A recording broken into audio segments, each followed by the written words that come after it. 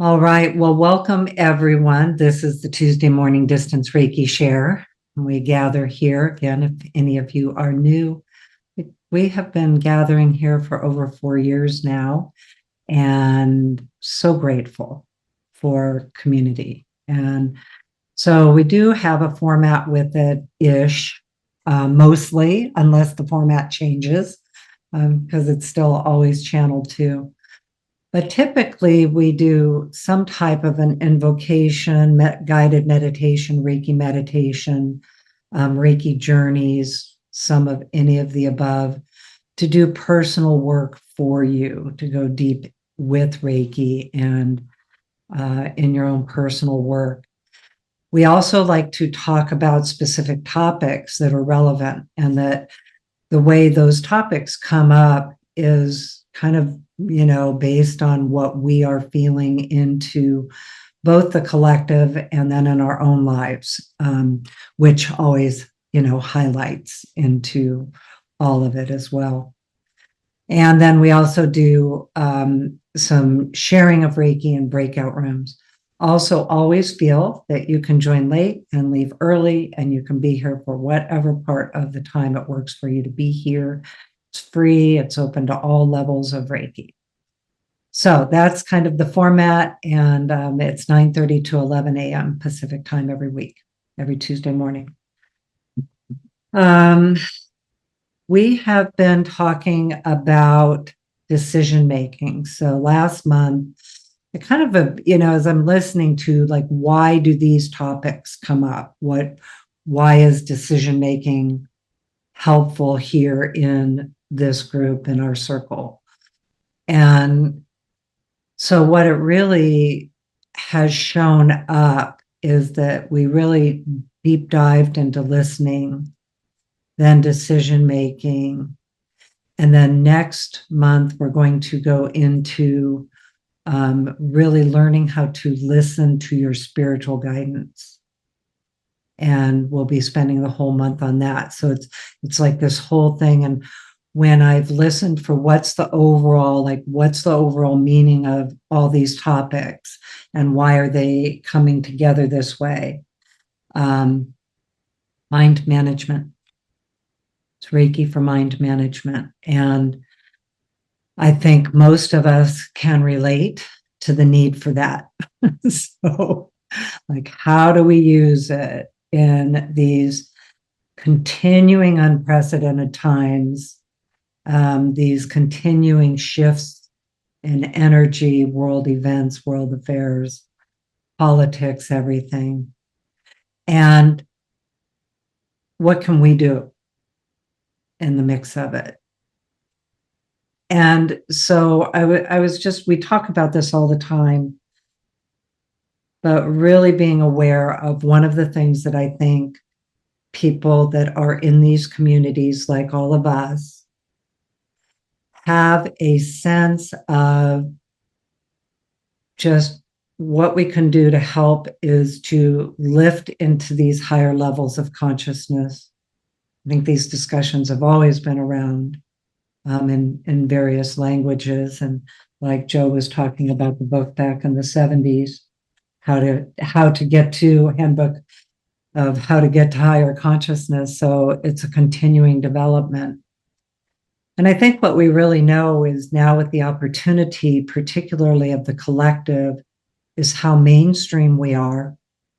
And where in the past we were often people interested in these kinds of pathways were considered kind of out of the box. And what we really see is we are the mainstream people around the world in all different ways.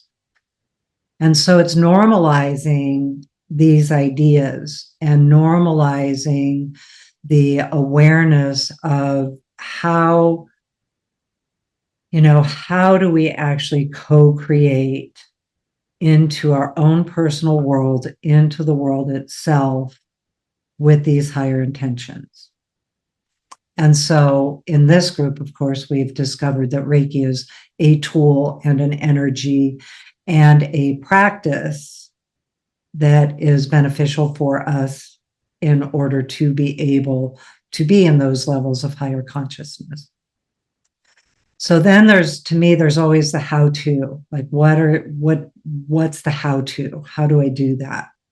And it's, we talk all the time, and Robin and Danny and I, and, so many of you, about how this is all about practicality. Because right now, I just need the practicality to stay stable and be kind.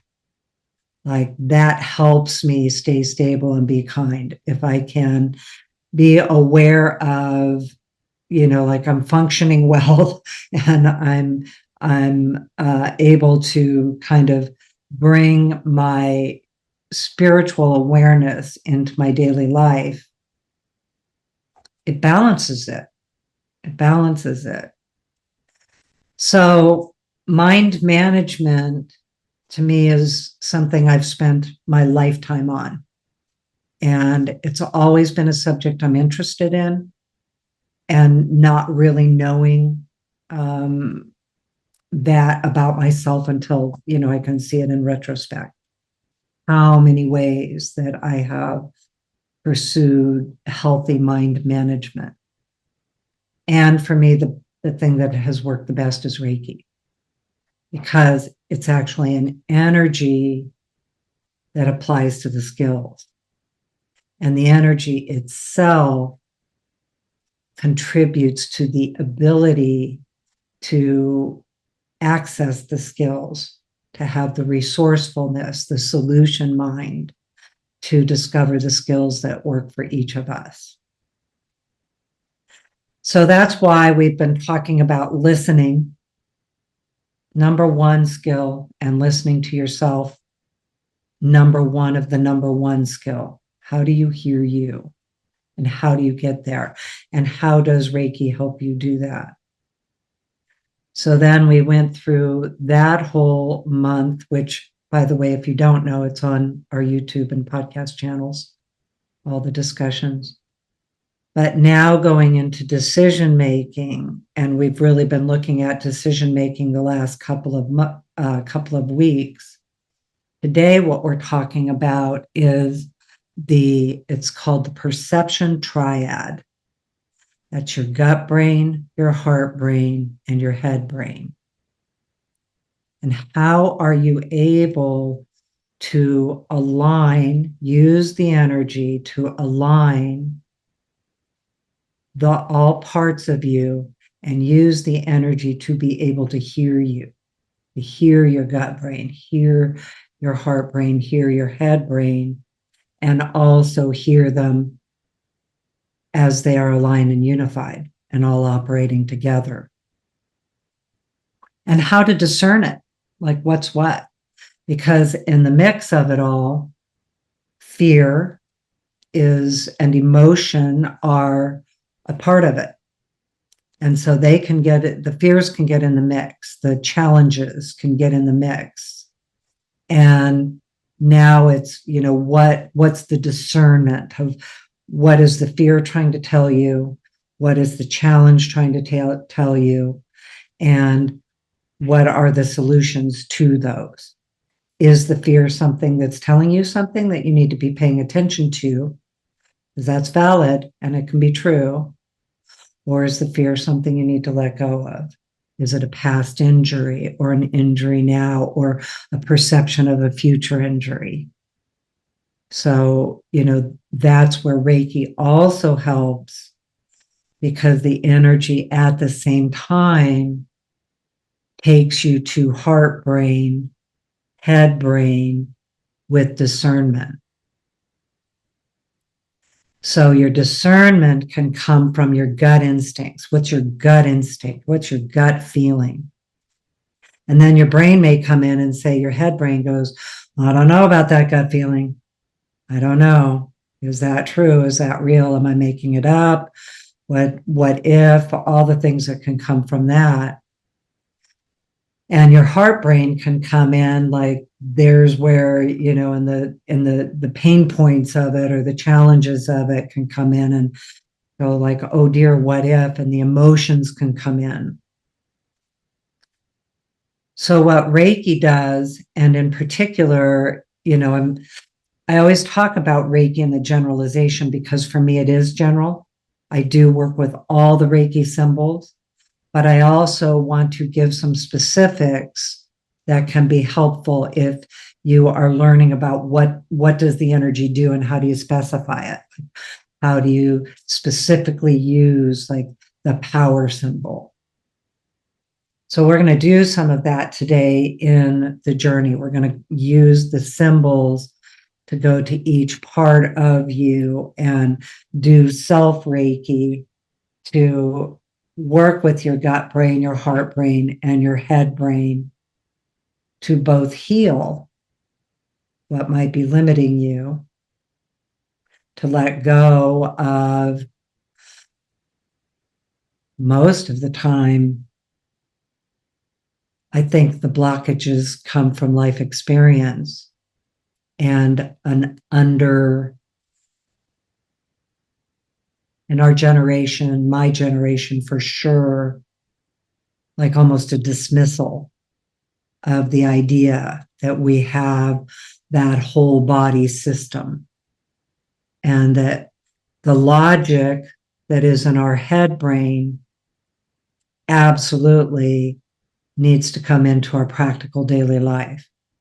Our analysis, our discernment based on, we talk about our culturally created self, and our culturally created self can have things that were the culture maybe suppressed our gut brain, for instance, or suppressed our heart brain or our head brain. But it also might have taught us a lot of skills in those areas too. So how do we activate, let go of the parts that block us or have layers, is the euphemism we use so often, like the layers that hide you from you. And those layers are made up of, the different events in our life, in our soul, in our soul's journey, our soul's experience. Sometimes those layers and limitations are from ancestral histories, can even be DNA, where it's in a cellular memory. And Reiki energy specifically targets our cellular well-being. It specifically comes in because it's life force. So it specifically comes in with healthy life force and vitality and works in our system and in our cellular memory because we equally have the gifts and talents that we come in with on a soul level.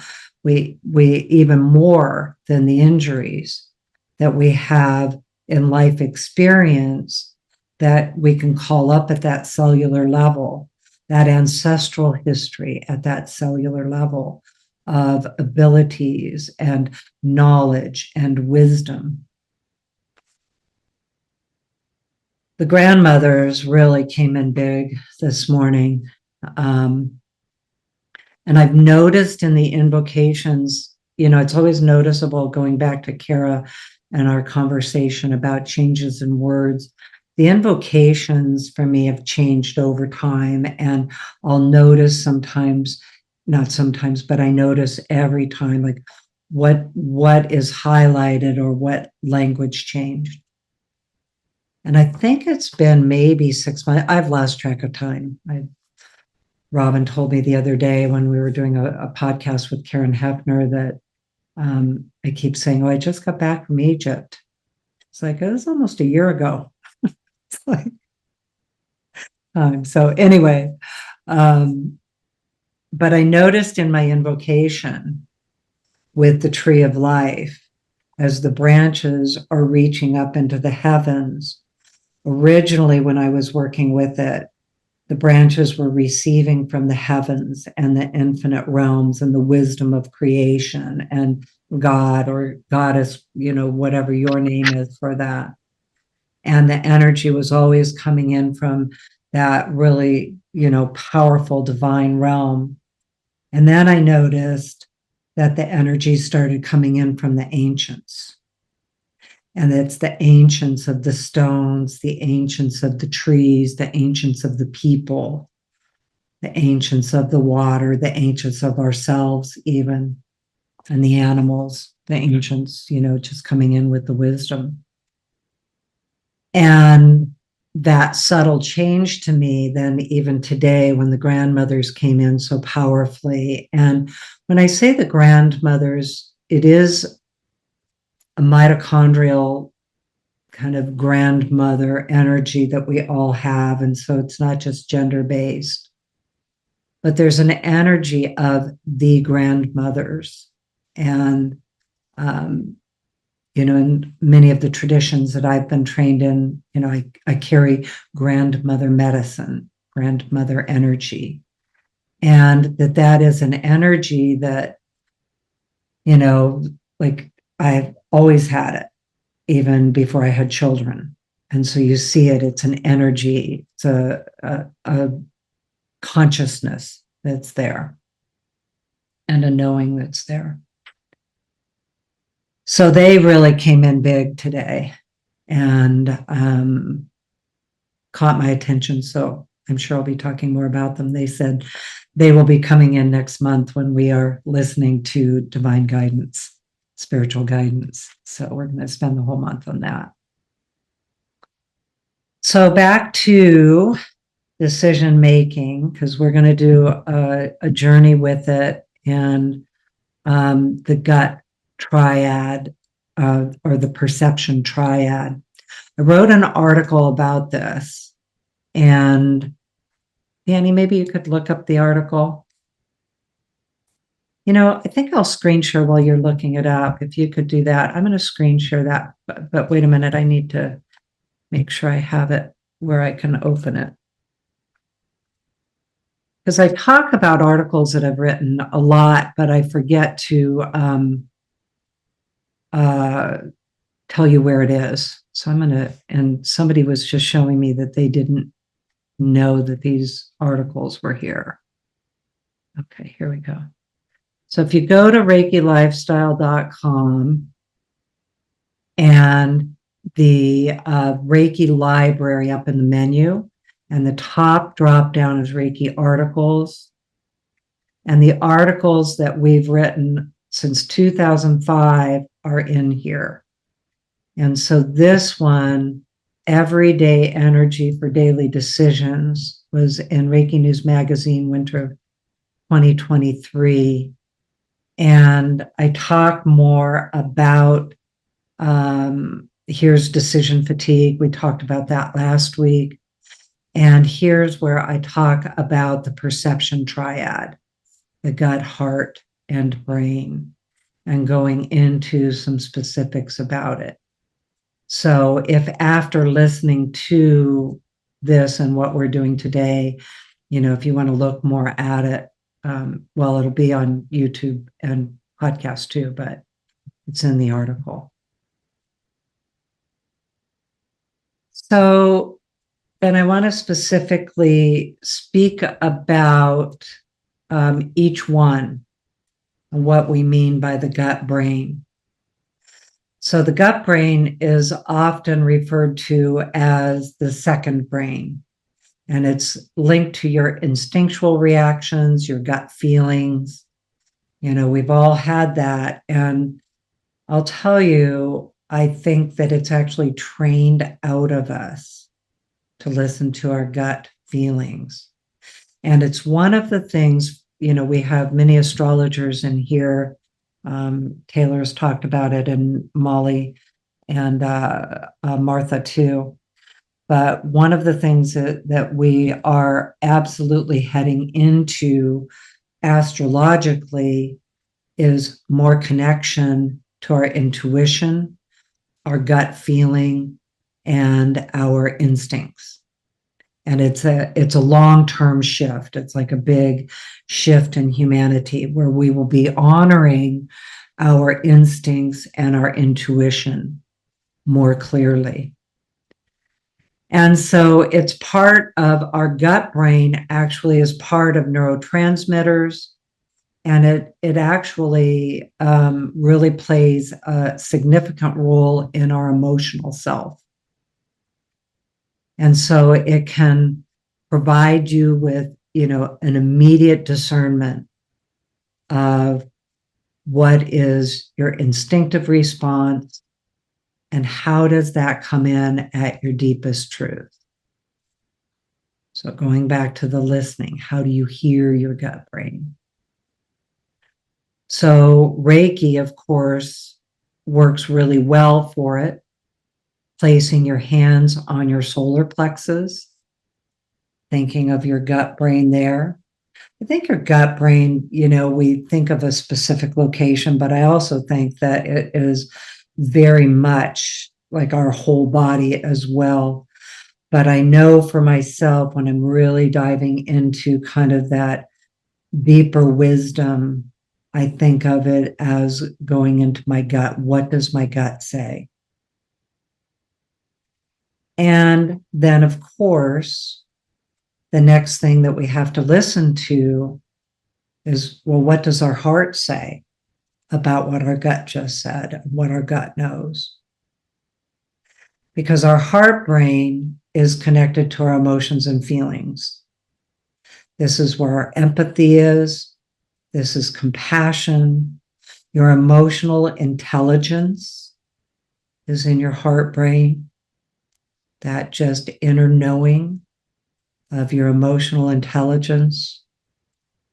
Decisions made with your heart brain are often, they're guided by love, kindness, connection. One of the things that I see that Reiki does, and the heart brain works really well with the mental emotional symbol. They all work for all of it, but mental emotional symbol is really great for the heart brain. Because we also have to have a balance of what does that mean when we're listening with our heart, when we're listening with compassion. And I say that because for me, I would have to say that before Reiki, I had a pretty imbalanced sense of compassion, and I would say imbalanced sense of my heart brain. Because I thought that compassion meant I just had to accept everything and be compassionate, like, oh, I just accept this.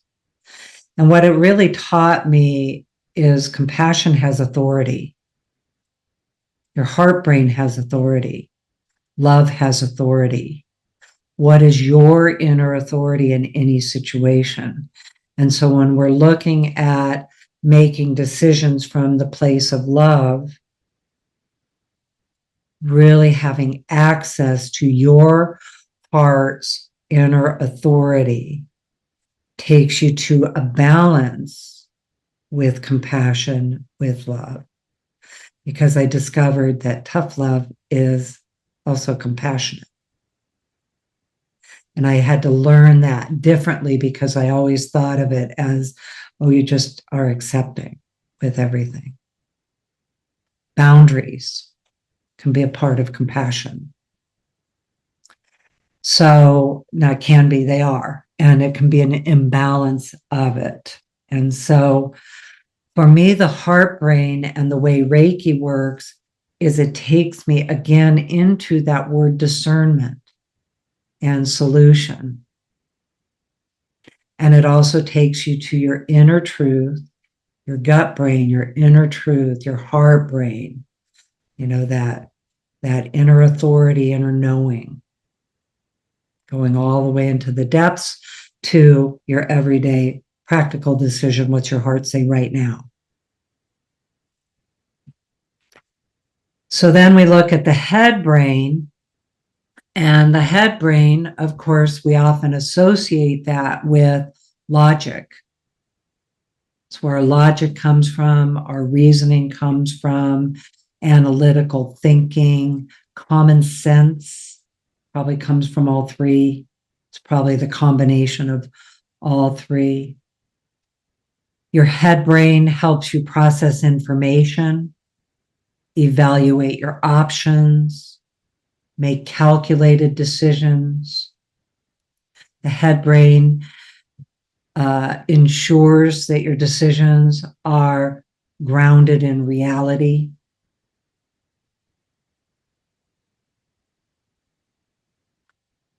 So when you activate each of these and you learn how to let them flow through you in a way that they're aligned, each has an equal voice.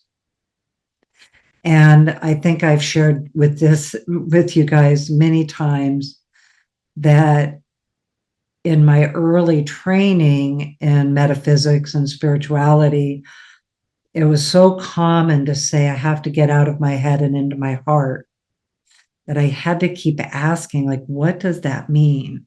Get out of my head and into my heart, because I also believe in logic. Logical intuition is incredibly valuable. Logical love is valuable. Logical instincts are important. And so I always thought, well, wait, my head needs to have, my logic needs to have a voice here in the mix of these other topics, like compassion. What's the logic in this? What are the analytics? What are the what's the reasoning? And then how do I get all of them aligned to move into easy decision making with clarity? So what we know with Reiki energy is that all of the symbols work for all of this. For any of you who do not have symbols, just even knowing about this and thinking about it your way is as valuable.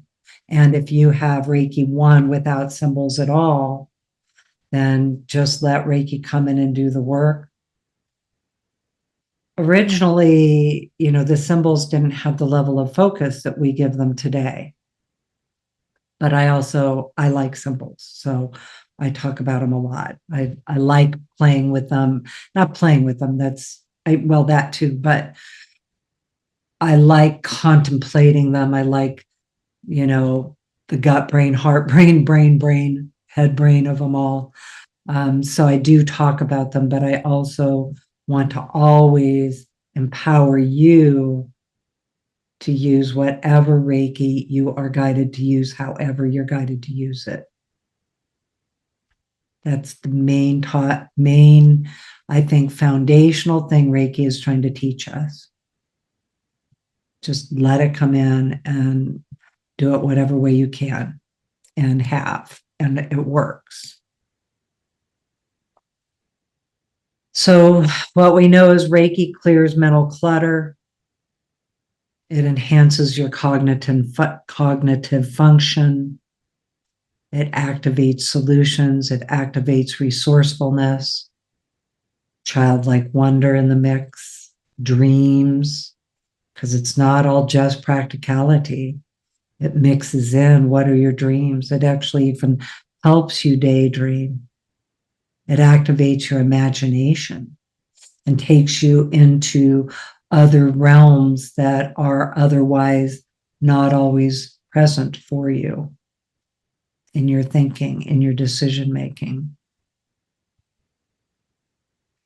So Reiki pulls it all together. Reiki actually integrates all parts of you so you can then bring forward with mental clarity